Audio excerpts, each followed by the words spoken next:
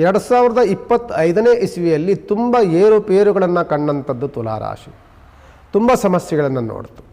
ಸಾಲದ ಬಾಧೆಯಂತೂ ತುಂಬ ಹೆಚ್ಚಾಯಿತು. ನಿಮಗೆ ವ್ಯವಹಾರದಲ್ಲಿ ತುಂಬ ಅಡೆತಡೆಗಳು ಬಂತು. ಶತ್ರುಗಳ ಬಾಧೆಗಳು ಬಂದ ಜಾಗದಲ್ಲೇ ಕುಳಿತುಕೊಂಡ್ರೆ ಖಂಡಿತವಾಗಿ ಯಾವುದೂ ಸಹ ಅನುಕೂಲವಾಗೋದಿಲ್ಲ ಅಲ್ವಾ. ಒಂದು ಮರಕ್ಕೆ ಕಲ್ಲು ಹೊಡೆದಾಗಲೇ ಒಂದು ಹಣ್ಣು ಬೀಳುತ್ತೆ ಅಂತ ನಮ್ಮ ಕಲ್ಪನೆ. ಇಂತಹ ಸುಯೋಗವನ್ನು, ಇಂಥ ಅದೃಷ್ಟ ಕಾಲಗಳನ್ನು ಕಂಡಾಗ ಬಂದಾಗ ನಮ್ಮ ಪ್ರಯತ್ನ ಓದರ್ಶಕ್ಕಿಂತಲೂ ದೊಡ್ಡ ಮಟ್ಟದಲ್ಲಿರಬೇಕು. ಸದಾಕಾಲ ಲವಲವಿಕೆಯಿಂದಿರಬೇಕು. ಕೆಲಸಕ್ಕೆ ಗುರುಭ್ಯೋ ನಮಃ. ಶ್ರೀಮತೆ ರಾಮಾನುಜಾಚಾರ್ಯಾಯ ನಮಃ. ಇದು ಹೋದರ್ಷ ಈ ವರ್ಷದ ರಾಶಿಯ ಫಲದಲ್ಲಿರುವಂಥ ವ್ಯತ್ಯಾಸಗಳು.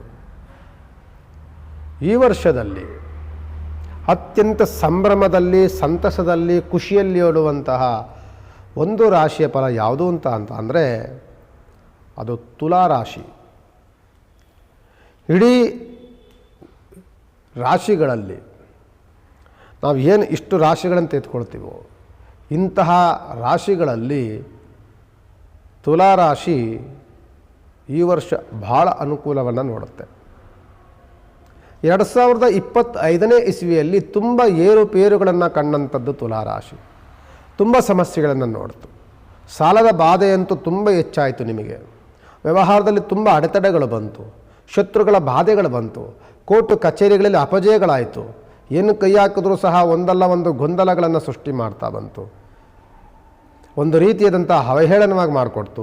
ಕುಟುಂಬದಲ್ಲಿ ನಾನಾ ರೀತಿ ಕಲಹಾನಿಗಳನ್ನು ತಂದು ಕೊಟ್ಟಿದ್ದಲ್ಲದೆ ಆರೋಗ್ಯದಲ್ಲಂತೂ ಬಹಳ ಬಾಧೆಯನ್ನು ಕೊಟ್ಟು ಆರೋಗ್ಯದ ವ್ಯತ್ಯಾಸಗಳನ್ನು ದೊಡ್ಡ ಮಟ್ಟದಲ್ಲಿ ನಿಮಗೆ ನಷ್ಟದ ವಾತಾವರಣ ತಂದು ಕೊಟ್ಟಿದ್ದು 2025ನೇ ಇಸ್ವಿಯಲ್ಲಿ ತುಲಾರಾಶಿವರೆಗೆ. 2026ನೇ ಇಸ್ವಿ ನಿಮಗೆ ಆಗಿದೆ ಅಂತ ಅಂದರೆ ನೀವು ಕುಂತಿದ್ದ ಜಾಗದಲ್ಲಿ ನೀವು ಕಲ್ಪನೆಯನ್ನೂ ಮಾಡ್ಕೊಳ್ಳೋದಕ್ಕಾಗೋದಿಲ್ಲ. ಅಂಥ ಅನುಕೂಲತೆಗಳನ್ನು ನಿಮಗೆ ತಂದುಕೊಡುತ್ತೆ. ಉತ್ತಮದಲ್ಲೇ ಉತ್ತಮವಾದಂಥ ವರ್ಷವಾಗಿರುವಂಥದ್ದು ತುಲಾರಾಶಿವರೆಗೆ 2026ನೇ ಇಸ್ವಿ. ಹಾಗಂತ ಅದೃಷ್ಟದ ವರ್ಷ ಇದೆ, ನನಗೆ ಭಾಳ ಅನುಕೂಲವಾಗಿರುತ್ತೆ ಅಂತ ನನ್ನ ಪ್ರಯತ್ನವನ್ನು ಮಾಡ್ದಲೇ ಕುಂತಿದ್ದ ಜಾಗದಲ್ಲೇ ಕುಳಿತುಕೊಂಡ್ರೆ ಖಂಡಿತವಾಗಿ ಯಾವುದೂ ಸಹ ಅನುಕೂಲವಾಗೋದಿಲ್ಲ ಅಲ್ವಾ. ಒಂದು ಮರಕ್ಕೆ ಕಲ್ಲು ಹೊಡೆದಾಗಲೇ ಒಂದು ಹಣ್ಣು ಬೀಳುತ್ತೆ ಅಂತ ನಮ್ಮ ಕಲ್ಪನೆ.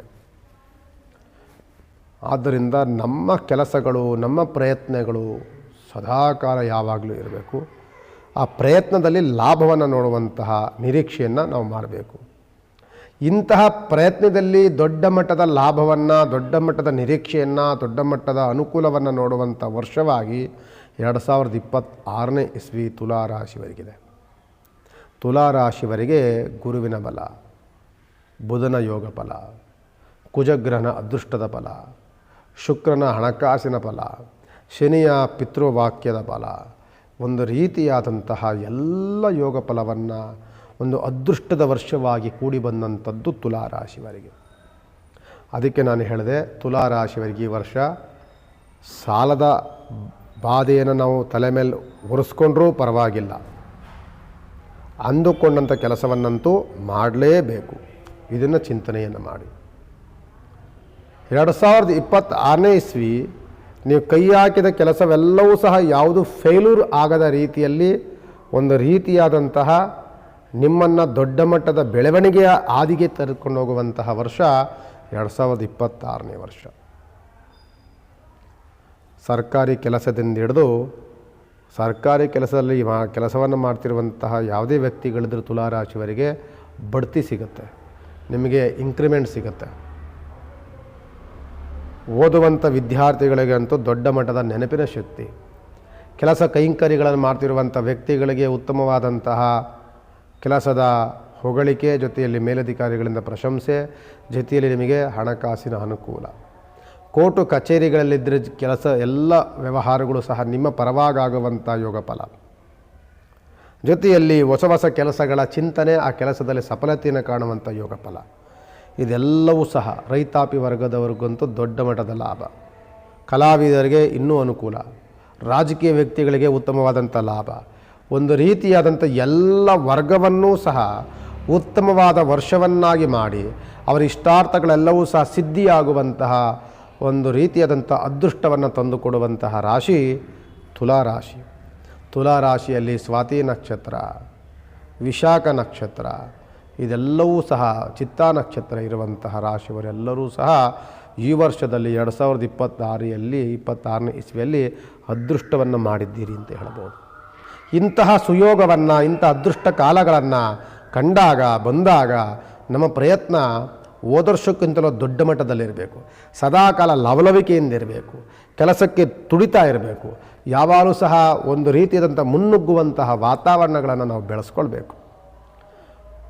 ಇದನ್ನು ಇಟ್ಕೊಂಡಾಗ ನಿಮ್ಮ ಪ್ರಯತ್ನ 10% ಇದ್ದರೆ ಲಾಭವನ್ನು 100% ನೀವು ನೋಡ್ಬೋದು.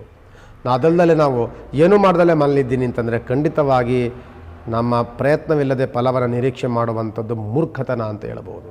ಆದ್ದರಿಂದ ನೀವು ಪ್ರಯತ್ನ 10% ಪ್ರಯತ್ನ ಪಡಿ, 100% ಲಾಭವನ್ನು ನೋಡ್ತೀರಿ. ಅಂತಹ ದಿನಗಳು 2026ನೇ ಇಸ್ವಿಯಲ್ಲಿ ತುಲಾರಾಶಿಗೆ ಬರುತ್ತೆ. ಎಲ್ಲ ವರ್ಗದಲ್ಲೂ ಸಹ, ಪ್ರತಿಯೊಂದು ವರ್ಗದಲ್ಲೂ ಸಹ, ಬಿಸ್ನೆಸ್ಸಿಂದ ಹಿಡಿದು ಕೆಲಸ ಮಾಡುವಂಥದ್ದಿಂದ ಹಿಡಿದು ಎಲ್ಲದರಲ್ಲೂ ಸಹ ಉತ್ತಮವಾದಂತಹ ಲಾಭದ ವರ್ಷ 2026ನೇ ಇಸ್ವಿ ತುಲಾರಾಶಿಯವರಿಗೆ. ಕುಟುಂಬದಲ್ಲಿ ಸೌಖ್ಯದ ವಾತಾವರಣ, ಆರೋಗ್ಯದಲ್ಲಿ ಅಭಿವೃದ್ಧಿಯ ವಾತಾವರಣ, ಕೈ ಹಾಕಿದ ಕೆಲಸಗಳಲ್ಲಿ ಪ್ರಗತಿಯನ್ನು ಕಾಣುವಂತಹ ಅದೃಷ್ಟದ ವರ್ಷ. ಜೊತೆಯಲ್ಲಿ ಮನೆ ಕಟ್ಟುವಂಥದ್ದು, ಭೂಮಿಯನ್ನು ಖರೀದಿ ಮಾಡುವಂಥದ್ದು, ವಾಹನ ಖರೀದಿ ಮಾಡುವಂಥದ್ದು, ಹೊಸ ಹೊಸ ಆಭರಣಗಳನ್ನು ಖರೀದಿ ಮಾಡುವಂಥದ್ದು. ನಿಮ್ಮ ಇನ್ವೆಸ್ಟ್ಮೆಂಟು ಯಾವುದಕ್ಕೂ ಇನ್ವೆಸ್ಟ್ ಮಾಡೋದು ಸಹ ನಷ್ಟವನ್ನು ನೋಡದೆ ಬರೀ ಲಾಭವನ್ನೇ ನೋಡುವಂಥ ವರ್ಷವಾಗಿರುವಂಥದ್ದು ತುಲಾರಾಶಿಯವರಿಗೆ 2026ನೇ ಇಸ್ವಿ. ನಿಮ್ಮ ರಾಶ್ಯಾಧಿಪತಿ ಬಂದು ಶುಕ್ರಗ್ರಹ. ಶುಕ್ರಗ್ರಹ ಏನಕ್ಕಾಗಿ ಕಾರಕ ಅಂದರೆ ಹಣಕಾಸಿಗೆ ಕಾರಕ, ಮಾಂಗಲ್ಯ ಕಾರಕ. ನಿಮ್ಮ ಮಾಂಗಲ್ಯವನ್ನು ಕಾಪಾಡ್ತಾನೆ, ಆಯಸ್ಸನ್ನು ಕಾಪಾಡ್ತಾನೆ, ಐಶ್ವರ್ಯವನ್ನು ಕಾಪಾಡುವಂತಹ ಒಂದು ರೀತಿಯಾದಂಥ ಶುಕ್ರಗ್ರಹ ನಿಮ್ಮ ರಾಶ್ಯಾಧಿಪತಿಯಾಗಿದ್ದಾನೆ. ಅವನ ಬಲ ತುಂಬ ಚೆನ್ನಾಗಿರುತ್ತೆ. ಆದ್ದರಿಂದ ಭಗವಂತನ ಉಪಾಸನೆ, ಮನೆದೇವರ ಪ್ರಾರ್ಥನೆ, ಮನೆದೇವರು ಹೆಣ್ಣುದೇವರು ಇರ್ತದೆ, ಹೆಣ್ಣುದೇವರು ಯಾವುದಾದ್ರೂ ಮಾರಮ್ಮ, ಹುಚ್ಚಮ್ಮ, ಪ್ಲೇಗಮ್ಮ ಇಂಥ ದೇವರುಗಳಿರ್ತವೆ.